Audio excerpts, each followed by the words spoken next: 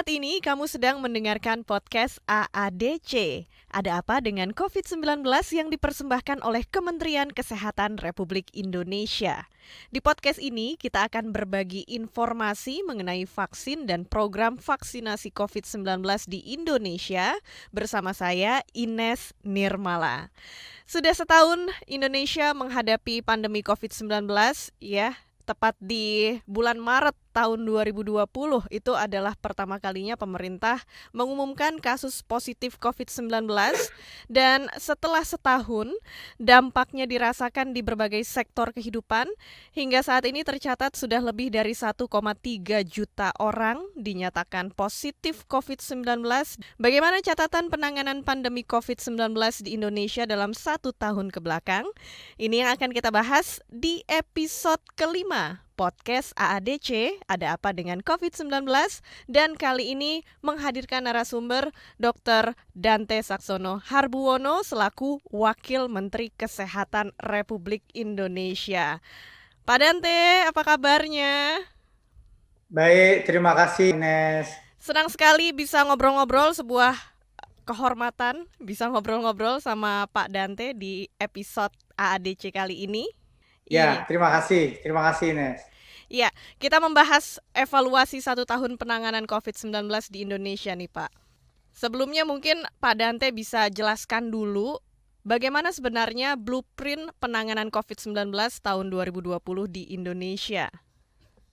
Ya, sebenarnya yang pertama kali ingin saya sampaikan pada refleksi kita 1 tahun ini adalah ucapan belasungkawa saya atas wafatnya pasien-pasien yang menderita COVID-19. Tentu diantaranya ada keluarga kita, ada teman kita, ada tetangga kita, ada orang-orang yang kita cintai, ada orang yang kita kenal, dan sebagainya. Tentu ini adalah refleksi yang tidak begitu mengenakkan buat kita semua dalam 1 tahun ini. Tapi dalam 1 tahun ini kita juga mulai belajar banyak tentang COVID-19. Sehingga beberapa hal tentu harus dicermati dengan lebih baik. Saya paham sekali bahwa 1 tahun ini merupakan sesuatu yang tidak mudah dan capek dilewati oleh masyarakat secara luas. Tetapi kita tetap punya tantangan ke depan dengan kebersamaan. Karena tanpa kebersamaan kita tidak akan menangani COVID ini dengan baik. Satu itu yang ingin saya sampaikan. Kedua bahwa 1 tahun ini kita sudah mulai banyak belajar. Tadi saya sampaikan bahwa penanganan COVID sudah semakin baik. Buku petunjuk teknis sudah kita susun. Sehingga kalau dulu dalam 1 tahun awal-awal pandemi COVID, kita masih meraba-raba bagaimana menangani COVID ini secara baik.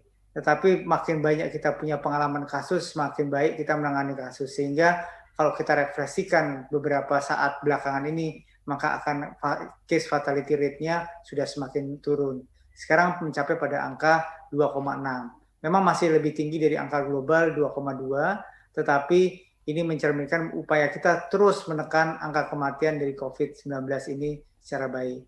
Kalau ditanya tentang blueprint pengelolaan COVID-19 ini, tetap kita berpedoman pada 2 hal yang utama, yaitu di mana masyarakat menerapkan 3M dan pemerintah menerapkan 3T. 3M plus mesti jalan di masyarakat, menggunakan masker, mencuci tangan dengan sabun, kemudian menjaga jarak. Sedangkan pemerintah melakukan 3T, yaitu testing, tracing, dan treatment. Kalau 3T ini bisa bersanding, maka bridging-nya atau jembatannya adalah vaksinasi. Dengan 3T, 3M plus vaksinasi, itulah blueprint yang kita susun untuk mengurangi angka kejadian COVID-19, dan yang paling penting adalah mengurangi angka kematian, dan yang paling lebih penting lagi adalah mengatasi dan menyudahi pandemi ini secepat mungkin. Itu Ines yang bisa saya sampaikan. Ya, saya percaya bahwa sekarang ini pemerintah sudah jauh lebih baik untuk menangani COVID-19. Tapi apa yang menjadi catatan evaluasi selama 1 tahun yang lalu Pak untuk penanganan COVID-19, dan ini juga menjadi cerminan apa saja yang perlu dibenahi untuk penanganan COVID-19 di tahun ini? Maka secara umum bahwa penanganan COVID-19 ini tidak bisa merupakan kegiatan eksklusif dari Kementerian Kesehatan. Ini harus melingkupi seluruh sektor yang terlibat di dalamnya, baik itu masyarakat, baik itu kementerian lain, baik itu pelaku usaha, atau semua orang harus ikut dalam gerakan mengatasi COVID-19. Apa yang kita bisa refleksikan dan kita bisa cermati dari penanganan COVID-19 selama setahun ini, bahwa kita harus bekerja bersama-sama. Karena tanpa bekerja bersama-sama, COVID ini tidak akan selesai. Di masyarakat yang masih kita lihat adalah bahwa kepatuhan, saya lihat datanya semakin lama semakin menurun kepatuhan ini. Terutama kepatuhan, karena saya paham karena masyarakat sudah juga mulai capek. Kepatuhan menggunakan masker misalnya, itu hal yang paling sederhana. Karena virus hanya menular dengan melalui droplet yang ada di udara. Kepatuhan menggunakan masker ini menjadi sangat penting. Dan ini harus dilakukan oleh semua orang yang ada. Dari situ kita akan melihat bahwa masyarakat turut ambil serta. Bukan karena kita ingin tidak tertular, tetapi karena kita tidak ingin menularkan orang lain juga menjadi hal yang penting. Karena beberapa penularan itu terjadi pada orang yang tidak ada gejala sebelumnya. Jadi sudah banyak cerita tragis yang sudah sering kita dengar, bahwa tadinya ditularkan oleh anak muda yang tidak mempunyai gejala kepada ibu atau bapaknya yang mempunyai sakit berat dan akhirnya kemudian wafat. Itu yang sering kita dengar cerita-cerita seperti itu. Yeah. Kemudian hal lain lagi juga yang menjadi refleksi kita adalah bagaimana kita pentingnya melakukan kolaborasi dalam hal tracing. Itu tugas dari pemerintah. Tugas dari pemerintah akan melakukan tracing dengan melibatkan lebih banyak puskesmas di tingkat hulu. Jadi tracing ini adalah bagaimana kita menemukan kasus positif yang tidak terdeteksi secepat mungkin dari kontak erat yang sudah terkonfirmasi sebelumnya.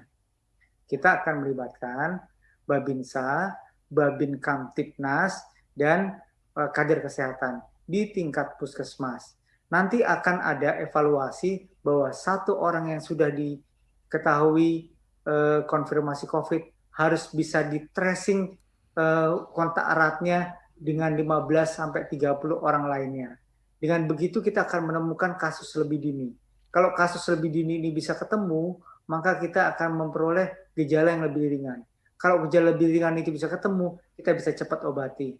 Kalau kita bisa cepat obati, maka kematian akan makin turun. Jadi itu yang akan kita lakukan, dan itu adalah refleksi yang sudah kita evaluasi dalam 1 tahun ini. Ya, baik Pak Wamen, ini memang upaya kita bersama untuk menangani COVID-19, dan tadi sudah disebutkan bahwa tugas pemerintah adalah penerapan 3T, yaitu testing, tracing, dan treatment, yang ini dinilai masih jauh dari harapan Pak. Jadi bagaimana evaluasi untuk pelaksanaan 3T, sudah sejauh mana dilaksanakan? Tadi saya sudah menyampaikan tentang Tracing ya. Tracing. Kemudian yang penting kedua adalah testing. Kita melakukan penguatan kepada laboratorium. Kita membuat laboratorium baru, memberi alat baru, membuat akses untuk pemeriksaan itu menjadi lebih mudah. Hal yang paling krusial yang sudah kita kerjakan dan ini akan masif sekali adalah mengenai testing dengan menggunakan rapid antigen.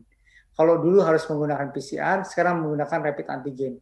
Ini akan menjembatani tempat-tempat yang tidak mempunyai laboratorium di pelosok-pelosok. Dengan menggunakan rapid antigen yang sekarang kita sudah punya 1.750.000 rapid antigen, nanti akan bertambah lagi dengan bantuan WHO sekitar 2 juta lagi, maka kita akan dapat melakukan testing yang lebih masif di masyarakat.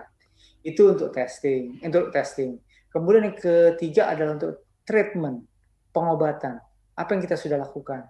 Yang kita lakukan adalah memberikan petunjuk dan pedoman kepada para dokter dengan melibatkan asosiasi profesi kedokteran.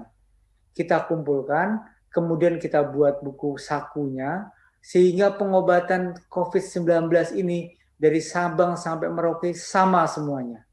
Dengan menggunakan treatment yang petunjuk penata laksanaannya kita susun dalam satu buku panduan yang baku. Kemudian kita mengalokasikan distribusi obat di seluruh tempat dengan merata. kita melakukan pertemuan dengan rumah sakit vertikal di seluruh Indonesia. Sekarang kemarin waktu kejadiannya meningkat, kita hampir setiap hari melakukan pertemuan. Sekarang sudah seminggu sekali. Dengan pertemuan dengan rumah sakit vertikal ini kita tahu kebutuhan dari rumah sakit tersebut apa, pengobatan yang dibutuhkan apa, kemudian tata laksana yang bisa kita support apa, sehingga kita bisa memberikan support kepada mereka di lapangan untuk memberikan treatment yang terbaik untuk masyarakat bagi mereka yang sudah terkena COVID-19. Itu Iya, yang sampaikan Ines. iya. Itu tadi tugas pemerintah ya Pak, 3T. Dan bagiannya masyarakat adalah melaksanakan 3M yang sekarang sudah berubah jadi 5M ya. Nah, seperti apa upaya penguatan 5M yang akan dilakukan ke depannya oleh Kementerian Kesehatan, juga penguatan 3T deh Pak? Jadi 3M itu merupakan tanggung jawab kita semuanya dan kita melakukan media edukasi untuk 3M, masyarakat juga sudah melaksanakan sudah tahu banyak tentang 3M ini dan kita melaksanakannya tidak sendiri tapi dengan berbagai macam elemen masyarakat, baik itu dari public society, baik itu dengan perkumpulan, baik itu dengan sektor keagamaan. Kita terus melakukan koordinasi ini secara masif. Dengan menerapkan 3M dan 5M tadi, mudah-mudahan peran serta masyarakat ini yang paling penting di sektor hulunya itu akan membuat perubahan yang baik. Saya ingin sampaikan bahwa dunia sudah berubah sekarang. Bahwa apa yang kita alami sekarang ini saya anggap sebagai salah satu bagian dari Perang Dunia Ketiga. Wow. Perang Dunia Ketiga. Karena angka kematiannya jauh lebih besar daripada Perang Dunia Pertama dan Perang Dunia Kedua pada kejadian COVID selama 1 tahun ini di seluruh dunia. Dan seluruh dunia terkena dampaknya. Dan kenapa harus kita lakukan kegiatan itu secara kontinu dan masif? Karena masyarakat harus menyadari dunia yang berubah tadi tidak tahu berakhir sampai kapan. Apakah kemudian kita akan tetap seperti ini, menggunakan masker seterusnya, sampai anak-anak kita, sampai cucu-cucu kita belum tahu. Mudah-mudahan pengobatan yang lebih modern, riset yang lebih baik akan menemukan bagaimana mengobati dan melakukan proses ini menjadi lebih baik. Tetapi kita harus menyadari bahwa tanpa melakukan peran serta dari setiap individu masyarakat, maka kita tidak akan pernah selesai dalam mengatasi COVID, walaupun semua program kita jalankan. Ya, tadi saya garis bawahi yang Pak Wamen katakan bahwa jumlah korban COVID-19 ini lebih besar daripada jumlah korban di Perang Dunia Kedua ya Pak ya. Kita perang melawan virus corona ini, semua negara pun merasakan dampaknya. Tapi sekarang kita ketahui bahwa virus corona terus berkembang, salah satunya mutasi virus corona B117 dan ini juga sudah masuk ke Indonesia. Lalu apa saja, Pak, langkah antisipasi yang dilakukan oleh pemerintah? Iya, bahwa B117 varian dari COVID-19 ini itu sudah masuk ke Indonesia. Sebenarnya varian tersebut tidak menyebabkan tingkat keparahan yang lebih besar. Terbukti bahwa pasien yang kita identifikasi sudah terinfeksi varian B117 tadi sekarang sudah sembuh dan sudah negatif, PCR-nya sudah bisa beraktivitas seperti sedia kala. Tetapi penyebarannya untuk varian ini jauh lebih besar. Kira-kira penyebarannya 71% lebih kuat dibandingkan dengan varian normal. Jadi artinya apa? Artinya kita harus melakukan proteksi yang lebih baik dari sebelumnya. Jadi kalau dulu kita melakukan proteksi dan malas menggunakan masker, sekarang harus menggunakan masker lebih baik lagi. Karena penyebarannya itu akan lebih masif ketika virus varian B117 ini ada. Kita tidak pernah tahu ada di mana varian B117 itu. Mungkin sudah ada di sekitar kita, mungkin masih belum banyak dan sebagainya. Tetapi apa yang kita lakukan? Kita melakukan surveillance, kita melakukan proteksi, kita melakukan tracing terhadap kelompok yang kontak erat dengan subjek yang kita ketahui mempunyai varian B117. Kenapa ini bisa ketemu? Karena kita melakukan mengidentifikasi sudah lebih dari 462 sampel laboratorium dari seluruh Indonesia. Kita kumpulkan, kemudian kita lakukan pemeriksaannya di Litbangkes. Kemudian ketemulah 2 kasus varian B117 ini. Nah, itulah yang kita lakukan untuk mendeteksi lebih dini lagi kalau ada mutasi-mutasi yang masuk ke Indonesia. Tidak cuma B117, tapi kita juga melakukan evaluasi untuk varian-varian yang lainnya. Karena musuhnya nggak kelihatan. Yang bisa kelihatan adalah hasil dari testing yang kita kerjakan. Dan itu yang kita kerjakan sekarang. Iya, tentunya kita semua harus terus waspada akan penularan COVID-19. Kita melindungi diri kita dan orang-orang tercinta di sekitar kita. Nah, terkait varian baru virus corona B117. Sejak bulan Januari lalu, pemerintah juga sudah menyelenggarakan program vaksinasi COVID-19. Lalu apakah vaksin masih relevan, Pak, untuk mencegah penyebaran virus yang bermutasi ini? Jadi, blessing-nya adalah bahwa tidak ada satupun studi yang menunjukkan bahwa varian virus yang ada ini resisten terhadap vaksinasi. Artinya apa? Artinya vaksinasi masih tetap sensitif untuk menekan laju pertumbuhan penyebaran virus dan infeksi virus dari varian yang ada. Jadi tidak ada masalah dan tidak ada hubungannya antara efektivitas vaksinasi dengan adanya varian B117 atau varian yang lainnya. Sampai saat ini jangan ragu menggunakan vaksin, jangan ragu mengikuti program vaksinasi karena apalagi dengan adanya mutasi. Mungkin mutasi-mutasi ke depan bisa saja berpengaruh pada proses terjadinya resistensi terhadap vaksinasi. Tapi sampai saat ini untuk mencegah terjadi mutasi tersebut, mau tidak mau kita harus melakukan dan menyetop replikasi dengan cara melakukan vaksinasi secara individu. Begitu. Oke, baik Pak. Dan terakhir, apa pesan dan harapan Anda terkait penanganan COVID-19 di Indonesia ke depannya? Saya ingin sampaikan lagi bahwa kita menghadapi sesuatu yang berat, dan sesuatu yang berat ini bisa kita selesaikan bersama-sama, dan kita harus yakin bahwa operasi ini tidak boleh gagal. Bahwa apa yang kita lakukan secara masif bersama-sama ini tidak boleh gagal. Dan untuk memenangkan peperangan ini, kita masih bersama-sama. Proses kebersamaan kita di mana masyarakat menerapkan 3M secara disiplin yang baik, dan pemerintah bekerja dengan upaya yang keras untuk melaksanakan 3C yang baik, maka mudah-mudahan kita bisa memenangkan perang dunia ketiga yang kita sedang hadapi sekarang ini.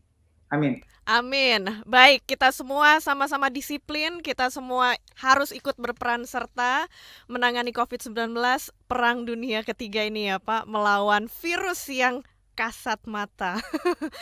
Baik Pak Wamen, terima kasih atas waktunya sudah ngobrol-ngobrol di podcast AADC, ada apa dengan COVID-19.